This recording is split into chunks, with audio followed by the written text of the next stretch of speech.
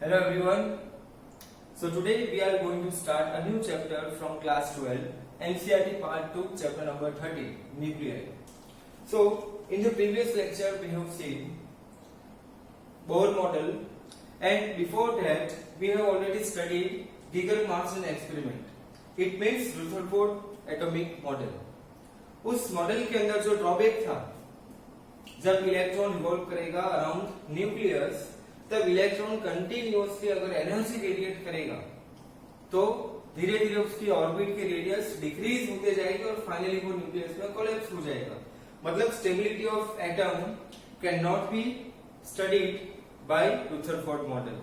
सो इसी के बाद बोहर एटॉमिक मॉडल आया. उन्होंने 3 हाइपोथेसिस दिए और उसी हाइपोथेसिस की वजह से आज हमारे पास बोहर एटॉमिक मॉडल जो हमने फाइनली मान लिया है कि हमारे पास जो मॉडल है एटॉमिक मॉडल वो सोलर मॉडल की, मतलब हमारा जो प्लैनेटरी मॉडल है उसी के अकॉर्डिंग होगा. जैसे सन सेंटर में और उसके अराउंड न्यूक्लियस रिवॉल्व करेंगे, उसके अराउंड प्लैनेट्स रिवॉल्व करेंगे. सिमिलरली न्यूक्लियस सेंटर में रहेगा और उसके अराउंड इलेक्ट्रॉन्स रिवॉल्व करेंगे. अब इलेक्ट्रॉन के रिवॉल्यूशन में अगर इलेक्ट्रॉन ट्रांजिशन करेगा higher state to lower state, तब एनर्जी भी रेडिएट करेगा. उस दोनों एनर्जी लेवल्स के बीच का जो एनर्जी बचेगा, एनर्जी गैप, उतनी एनर्जी का एक फोटोन रेडिएट करेगा. अब ये जब हाइपोथेसिस मिला और ये जो हमने फाइनल बोहर मॉडल मान लिया, उसी के टाइम पे डी ब्रोगली हाइपोथेसिस ने वहां से सपोर्ट दिया इस बोहर मॉडल को, और वहीं से ये चीज हमने फाइनली मान ली कि हमारे पास जो एटॉमिक मॉडल होगा उसके अकॉर्डिंग पॉजिटिव चार्ज का ग्रुप, जिसको हमने नाम दिया था न्यूक्लियस, वो सेंटर पे रहेगा और उसके अराउंड इलेक्ट्रॉन्स रिवॉल्व करेंगे. सो इस चैप्टर में न्यूक्लियस की सारी कैरेक्टरिस्टिक हम स्टडी करने वाले हैं. बिकॉज लास्टली हमने देखा कि जैसे बोहर मॉडल, जैसे फर्स्ट एक्सपेरिमेंट किया था गिगर-मार्सडन, उसी एक्सपेरिमेंट से, उसी रुथरफोर्ड मॉडल से हमें सबसे पहले तो न्यूक्लियस की और एटम की साइज मिली. So first one Rutherford model, उसी मॉडल के अकॉर्डिंग हमारे पास एटम एंड न्यूक्लियस की साइज मिली. Atomic size around 10⁻⁻10 metre and size of the nucleus 10⁻15 metre. 10⁻+5 का difference. Same difference earth and sun के बीच में भी मिलेगा, बट उसका रेशियो जो होगा 10⁻3 के पावर में होगा. सन और अर्थ जो हमारे पास मैक्रोस्कोपिक वर्ल्ड के ऑब्जेक्ट्स हैं, बट यहाँ पे जो एटॉमिक साइज, जो एटम और न्यूक्लियस की बात करेंगे, ये माइक्रोस्कोपिक लेवल के ऑब्जेक्ट्स होंगे. तो इस दोनों में ये मेन डिफरेंस होगा कि ये माइक्रोस्कोपिक वर्ल्ड का एक पार्ट है और वो मैक्रोस्कोपिक वर्ल्ड का एक पार्ट होगा. जैसे मैक्रोस्कोपिक वर्ल्ड के दोनों पार्ट में, मतलब अर्थ एंड सन के बीच में एम्प्टी स्पेस कितना होगा, 10⁻3 पावर तक, बट यहाँ पे 10⁻5. अब इतने छोटे ऑब्जेक्ट के बीच में अर्थ और सन से भी ज्यादा वैक्यूम, मतलब ज्यादा एम्प्टी स्पेस होगी. ये कैसे पॉसिबल हुआ? बिकॉज ये माइक्रोस्कोपिक वर्ल्ड है. ये रेंज जो होगी हमारी, हमने जो मेजरमेंट लिया वो मीटर में, और वहां पे जो हमने मेजरमेंट लिए वो एस्ट्रोनॉमिकल यूनिट या फिर लाइट ईयर में. सो यही दोनों डिफरेंस है माइक्रोस्कोपिक एंड मैक्रोस्कोपिक वर्ल्ड में. सो फर्स्ट हमने जब मॉडल स्टडी किया, मॉडल की वजह से हमें एक सेंट्रल रीजन, जो हैवी रीजन मिला पॉजिटिवली चार्ज, उसको हमने नाम दिया न्यूक्लियस. उसके बाद एटम एंड न्यूक्लियस की साइज हमने बताया. इसके बाद कंपोजिशन ऑफ अ न्यूक्लियस. इसके पहले हम बात करेंगे composition of an atom. Atom का मेन कंपोजिशन क्या था? एटम, जब हमने अल्फा पार्टिकल स्कैटरिंग एक्सपेरिमेंट किया, तब हमने देखा कि एक अल्फा पार्टिकल ऐसा होगा जो एक सेंट्रल रीजन से बैकवर्ड डायरेक्शन, मतलब 180 डिग्री में ट्रांजिशन करेगा, मतलब 180 डिग्री से रिफ्लेक्ट हो जाएगा, बाउंसिंग बैक. अब इतनी हाई एनर्जी के पार्टिकल को किसी पार्टिकल का रिपल्सिव फोर्स पीछे कैसे भेज सकता है? इसीलिए हमने मान लिया था कि सेंट्रल रीजन जहां पे पॉजिटिव पार्टिकल का ग्रुप होना चाहिए, वही ग्रुप उस अल्फा पार्टिकल को रिपल्सिव फोर्स प्रोवाइड करेगा. इसीलिए वो अल्फा पार्टिकल बैकवर्ड डायरेक्शन में चला गया. सो एटम का कंपोजिशन हमने ऐसे मान लिया कि सेंट्रल रीजन जहां पे पॉजिटिव पार्टिकल्स होंगे, मतलब प्रोटॉन्स होंगे, इसके बाद उसके अराउंड ऑर्बिट के अंदर इलेक्ट्रॉन्स होंगे। सो कंपोजिशन की बात करेंगे और परफेक्टली कंपोजिशन जब न्यूक्लियस का हमें पता चला तब हमारे पास न्यूट्रॉन्स भी थे। तो न्यूट्रॉन की डिस्कवरी के बाद 1932 के अराउंड हाइजेनबर्ग ने हाइपोथेसिस दिया था, प्रोटॉन न्यूट्रॉन हाइपोथेसिस। तो इसका क्या मतलब था, जैसे चैडविक ने न्यूट्रॉन की डिस्कवरी की तब हमें पता चला कि एग्जैक्टली जो सेंट्रल रीजन है उसमें दो अलग अलग पार्टिकल्स होंगे। तो फर्स्ट वन इज प्रोटॉन, जो हमने रुदरफोर्ड मॉडल में देखा, पॉजिटिवली पार्टिकल का ग्रुप, और सेकेंड पार्टिकल होगा न्यूट्रॉन, जो चार्ज लेस पार्टिकल होगा।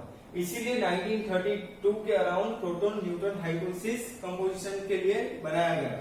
इस कंपोजिशन में ये एक चीज ऐड की गई थी कि किसी भी एटम का मेन मास, किसी भी एटम को बनाने के लिए उसका बिल्डिंग ब्लॉक का काम कौन करेगा, न्यूक्लियस। और न्यूक्लियस के अंदर कौन से पार्टिकल होंगे, तो अब हमें पता था न्यूक्लियस के अंदर प्रोटॉन्स एंड न्यूट्रॉन्स के दोनों पार्टिकल्स थे। सो इस कंपोजिशन के अराउंड फर्स्ट पार्टिकल था प्रोटॉन एंड सेकेंड पार्टिकल था न्यूट्रॉन। सो ये दोनों पार्टिकल मिक्स होंगे, मतलब दोनों पार्टिकल का एडिशन, ये होगा हमारा न्यूक्लियस। तो इसीलिए ये चीज मानी गई कि जैसे एटम का मास मेनली किसी दो पार्टिकल की वजह से होगा, ये दोनों पार्टिकल कौन से होंगे, proton and neutron. So composition of nucleus के अंदर हमने दो पार्टिकल ऐड करके after the discovery of neutron. इसके बाद का basic terms to describe the composition of nucleus.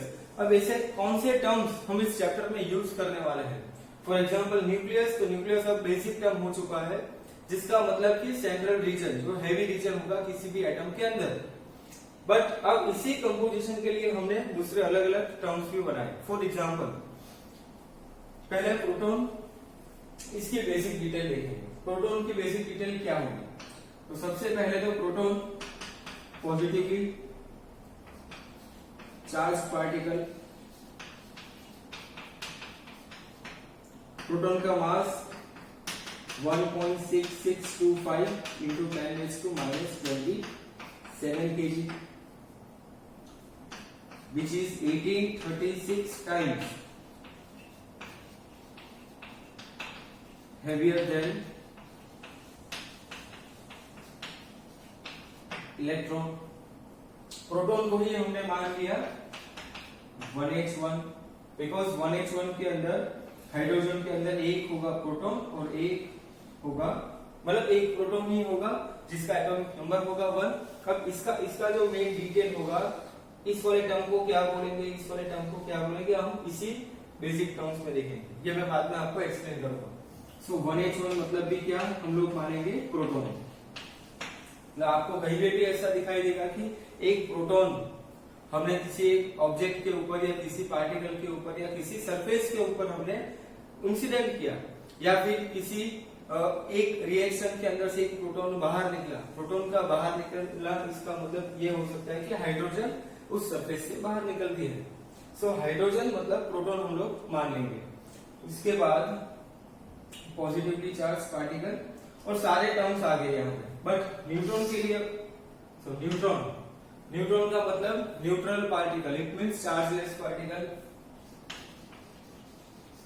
So chargeless particle, then mass of neutron almost equal to proton, 49 into 10⁻⁻27 kg, 1836 times heavier than electron। then neutron को हम find out कैसे करेंगे, किसी भी atom के अंदर, किसी भी न्यूक्लियस के अंदर नंबर ऑफ न्यूट्रॉन्स कितने होंगे, ये हम कैसे कैलकुलेट कर सकते हैं। तो अब बेसिक टर्म्स में ये सारे कैलकुलेशन हम देखेंगे। सो बेसिक टर्म्स के अंदर सबसे पहला जो टर्म हम देखने वाले हैं वो होगा nucleon. What do you mean by nucleon? First term,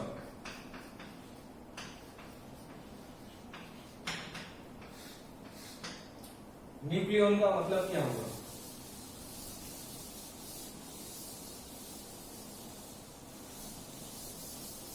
सारे टर्म्स वन बाय वन लिखेंगे हम।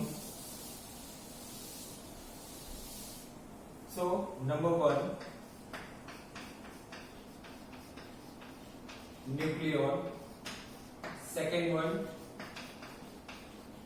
Atomic number,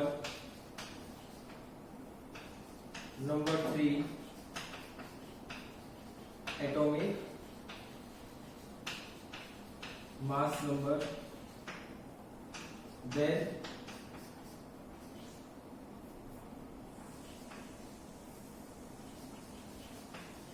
neutron number, the last one nuclear. So nucleon का मतलब क्या होगा? जितने भी पार्टिकल्स न्यूक्लियस के अंदर होंगे उस पार्टिकल्स का कंबाइंड नेम। इट मीन्स कि हम अगर न्यूक्लियस की बात करेंगे तो न्यूक्लियस के अंदर कौन से पार्टिकल्स होंगे? Proton plus neutron. तो न्यूक्लियस में रहने वाले पार्टिकल्स प्रोटॉन प्लस न्यूट्रॉन का कंबाइंड नेम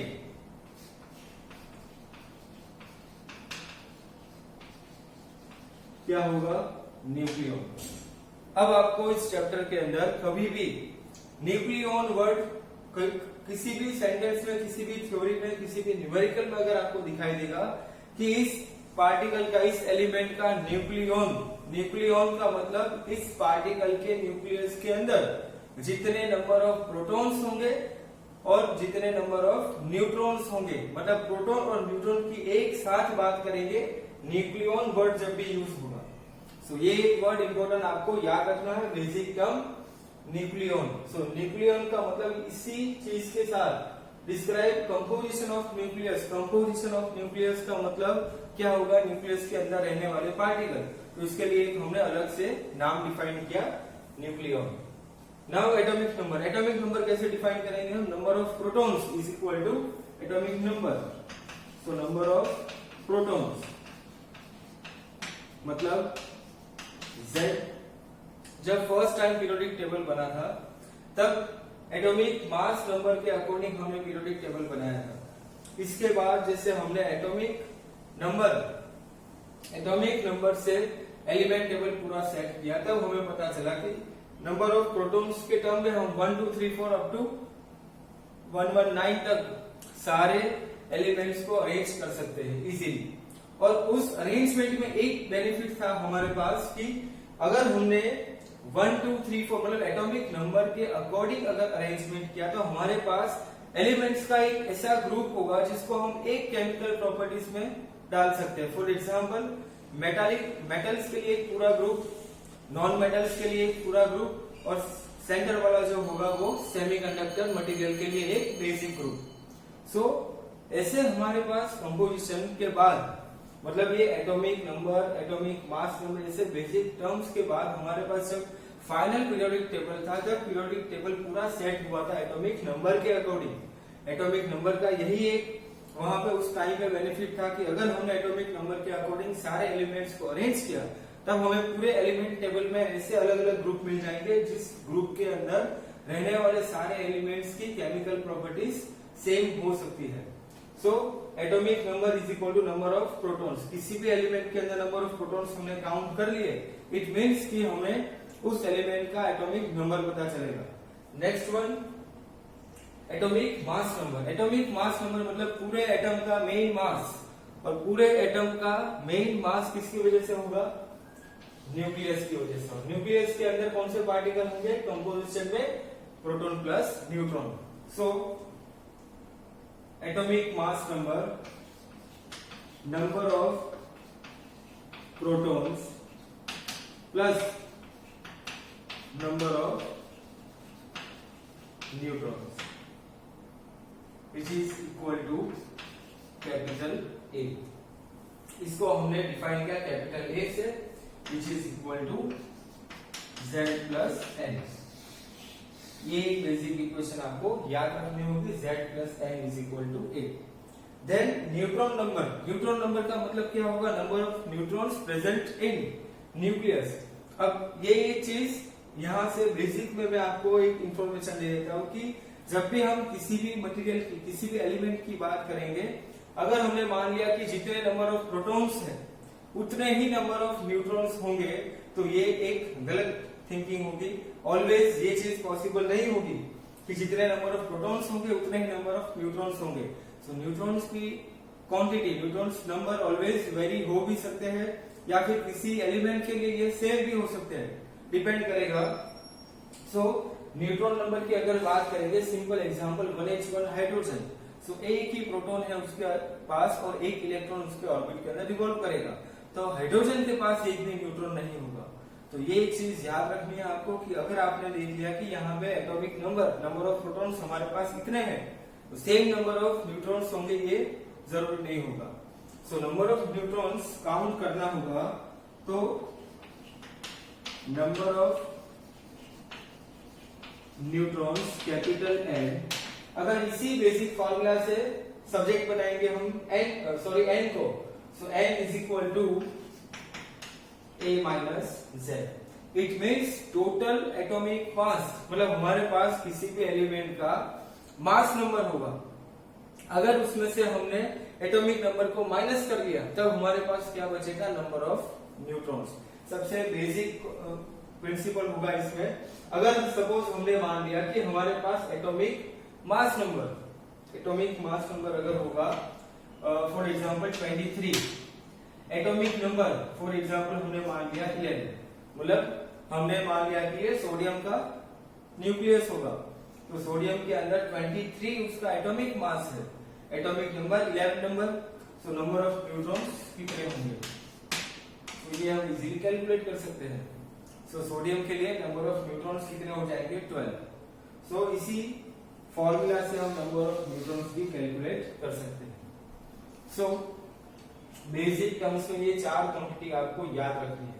अब सबसे इंपॉर्टेंट क्वांटिटी पे आएंगे, न्यूक्लियाइड। न्यूक्लियाइड का मतलब क्या होगा कि फॉर एग्जांपल हमारे पास किसी भी एक एलिमेंट को एटॉमिक मास नंबर है, एटॉमिक नंबर के टर्म्स में लिखना है उसको। फॉर एग्जांपल हमारे पास x एलिमेंट है, अब इस एलिमेंट के लिए अगर हम एटॉमिक नंबर लिखना चाहेंगे तो एटॉमिक नंबर की प्लेस कहां पे होगी, एटॉमिक नंबर हम यहां पे डिफाइन करेंगे और मास नंबर यहां पे, या फिर ZA, कोई भी नोटेशन आप यूज कर सकते हो। तो न्यूक्लियाइड का मतलब क्या होगा कि ऐसे हमारा ऐसा एक एलिमेंट जिसका न्यूक्लियस का कंपोजिशन हम एक सिंपल नोटेशन से डिस्क्राइब कर सकते हैं, XZA। तो इससे हमें न्यूक्लियस का कौन सा कंपोजिशन पता चलेगा, तो Z is equal to number of protons, मतलब हमें प्रोटॉन की क्वांटिटी पता चल गई। एटॉमिक मास मतलब न्यूक्लियस के अंदर जितने भी पार्टिकल्स है, पॉजिटिव या फिर न्यूट्रॉन, जो भी होंगे उस टोटल अमाउंट यहाँ पे हमें मिलेगी कैपिटल A में। अगर हमने A माइनस जेड किया, A माइनस जेड किया तब हमें मिलेगा नंबर ऑफ न्यूट्रॉन्स। तो इसी नोटेशन को आपको याद रखना, ये नोटेशन चैप्टर में बार बार यूज होते रहेंगे। सो ZXA ये हमारा कंपोजिशन, या फिर X जिसका Z इतना होगा जितना A मतलब एटॉमिक मास इतना होगा। सो ये 5 बेसिक टर्म्स आपको याद रखना है। सबसे इंपॉर्टेंट चीज कि न्यूक्लियन, ये वर्ड आपको चैप्टर में आता रहेगा। न्यूक्लियन का अब मतलब आपको ये समझना है कि न्यूक्लियस में रहने वाले पार्टिकल्स। आपको स्टार्टिंग में ये कंफ्यूजन हो सकती है कि न्यूक्लियन मतलब न्यूक्लियस ही होगा, तो ये न्यूक्लियस ही है, बट न्यूक्लियस के अंदर जो रहने वाले पार्टिकल्स है, जो पार्टिकल्स न्यूक्लियस के अंदर होते हैं उसी पार्टिकल का कंबाइंड नेम। सो न्यूक्लियस किसी एक पार्टिकल को डिफाइन नहीं करेगा, न्यूक्लियन दोनों पार्टिकल का कंबाइंड नेम होगा। इसके बाद एटॉमिक नंबर, ये तो बेसिक आपने केमिस्ट्री में भी पढ़ा होगा, atomic mass number, neutron number और न्यूक्लियाइड। तो ये सारे बेसिक टर्म्स आपको याद रखने हैं। तो ये कंप्लीट हुआ कंपोजिशन, नाउ बेसिक टर्म्स ये भी कंप्लीट हुआ, और ये लास्ट बचा एटॉमिक मास। अब एटॉमिक मास इसको कैसे डिफाइन करेंगे। फॉर एग्जांपल हमने मैक्रोस्कोपिक वर्ल्ड में, मतलब हमारी डेली लाइफ में किसी भी एक ऑब्जेक्ट को हमने स्टैंडर्ड माना है, अगर उस स्टैंडर्ड मास से हम किसी भी दूसरे ऑब्जेक्ट को कंपेयर करेंगे तब हमारे पास हम ये मानते हैं कि इस ऑब्जेक्ट का मास उस स्टैंडर्ड के बराबर हो गया।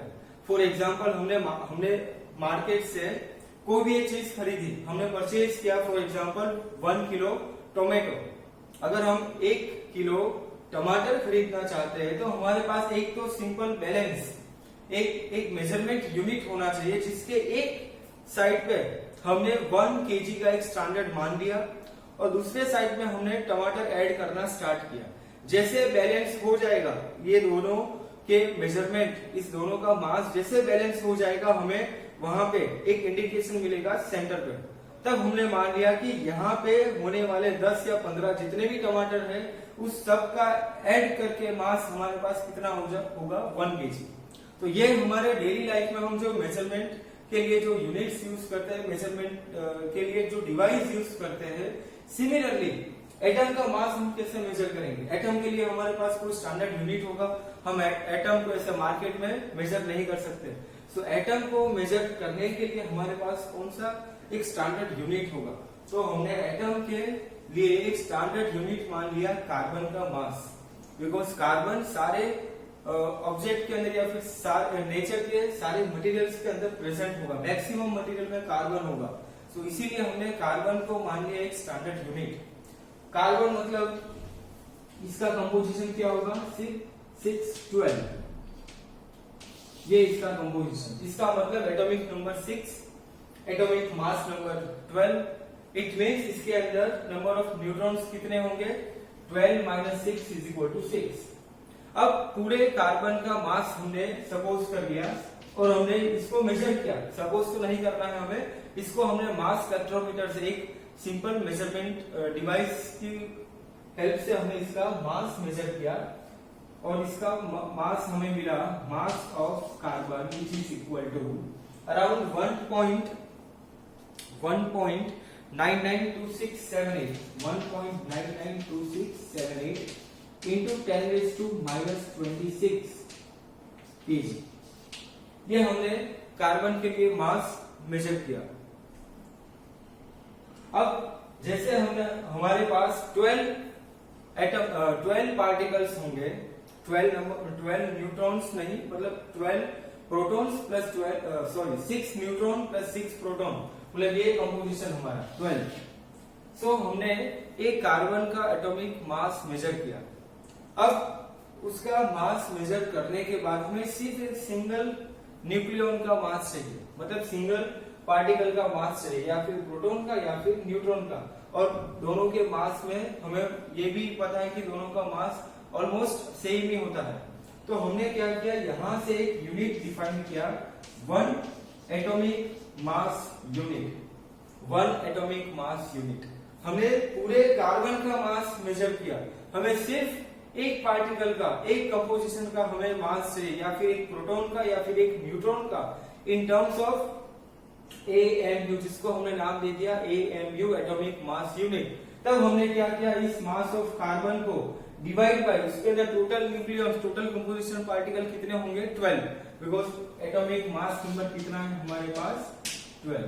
सो 1.992678 into 10⁻⁻26 divided by 12, 1.66 into 10⁻⁻27 kg, 1 AMU, मतलब एक न्यूक्लियन का मास इतना होगा। अब हमने डायरेक्टली कैलकुलेट, किसी भी न्यूक्लियस का मास डायरेक्टली कैलकुलेट कर सकते हैं। अगर आपको न्यूक्लियन नंबर मतलब total number of proton plus neutron अगर आपको दिया होगा, फॉर एग्जांपल हमारे पास 20 प्रोटॉन प्लस न्यूट्रॉन है, तो पूरे न्यूक्लियस का मास कितना होगा, तो एक का मास इतना होगा, तो 20 का मास कितना होगा, डायरेक्टली मल्टीप्लाई बाय 20।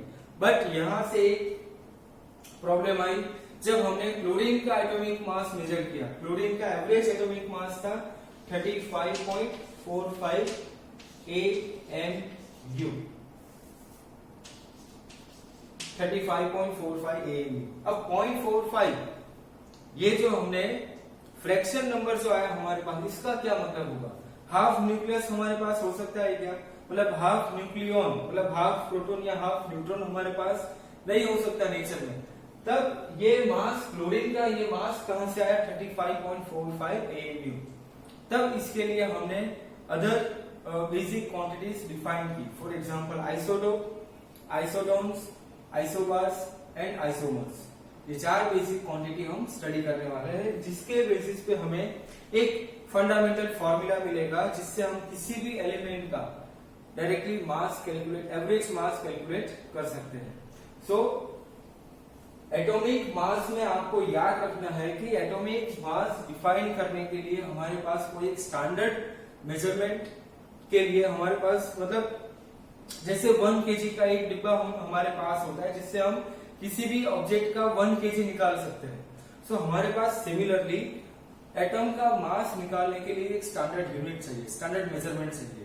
उस स्टैंडर्ड मेजरमेंट के लिए हमने कार्बन को सिलेक्ट किया।